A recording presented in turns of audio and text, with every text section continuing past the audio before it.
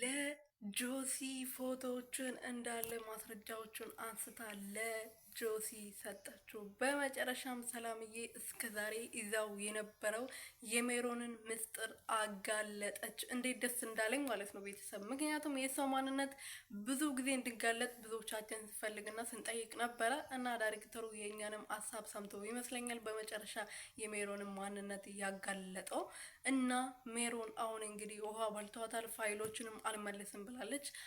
ሰላምዬም ደግሞ ጥፋቷ ገብቷት ሳሚ እንዳልወሰደ አረጋግጣ እንግዲህ ከአነጋገሮቿ ከምትወቅሳት አስታ ሳሚ እንዳልወሰደው ገብቷት እንግዲህ ሳሚን ይቅርታ ጠይቋለች ማለት ነው። እና ጆሲ በጣም ደስ ብሎታል። ምክንያቱም እስከዛሬ ድረስ ፈልግ የነበረውን ሜሮንም ማጋለጥና ከሳሚ ጋር እንዲለያዩ ነበረ ማድረግ የፈለገው። እሱም በመጨረሻም ተሳክቶለት እንግዲህ ሰላምዬ በመጨረሻም ቆርጣ ለአቶ ጆሲ ሰጥተዋለች ማለት ነው። ሰላም ሰላም ቤተሰብ እንዴት ናችሁልኝ? እኔ ያለው ፈጣሪ እየተመሰገነ ይሁን። በያላችሁበት ሰላማችሁ ብዝት ትርፍርፍ ይበልልኝ። ለዚህ ቤት አዲስ የሆናችሁ ሰብስክራይብ፣ ሼር፣ ላይክ እያረጋችሁ ቤተሰብ እንድትሆኑበት እና እየጠየኩኝ አሴት ክፍል 31 ላይ እንግዲህ ሰላምዬ ለአቶ ጆሲ ማስረጃዎችን ወይም ደግሞ ፎቶዎችን ከሌላ ወንድ ጋር ስተኛ ስትለጣጠፍ ስትሳሳም ያነሳቻቸው ፎቶዎችን እንዳለ ለጆሲ አሳልፋ ሰጥታለች ማለት ነው።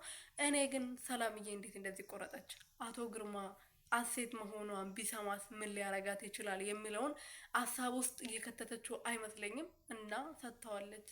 ጆሲ በጣም ደስ ብሎታል።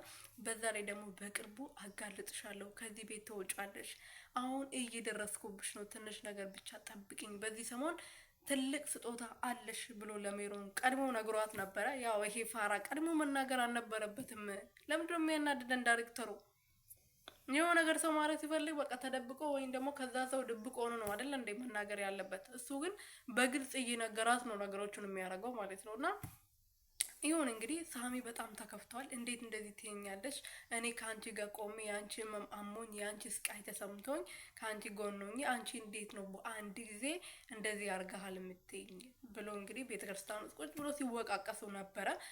ግን ሰላምዬ ጥፋቷ ገብቷት እንደዚህ እንዳላረገ ገብቷት ይቅርታ ጠይቀዋለች። አቶ ግርማ ደግሞ በድጋሚ እንግዲህ ክፍል ውስጥ ልትፈልግ ፋይሎቹን አቶ ግርማ እውነትም አታሎኝ ሊሆናል ለምንድነው ሳሚ እንደዚህ የጠረጠርኩት ብላ በማሰብ እንግዲህ ገብታ ፋይሎችን ስትፈልጋቸው ነበረ። የቀራት ቦታ የለም፣ ግን ፋይሉ እዛ ውስጥ የለም።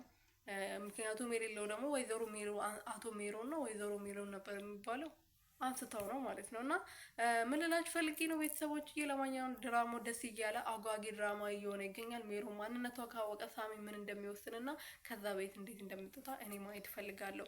የሜሮ ማንነት እንዲጋለጥ ብዙዎቻችን ስትፈልግ ነበረ፣ ተጋልጣለች ልላችሁ ፈልጌ ነው።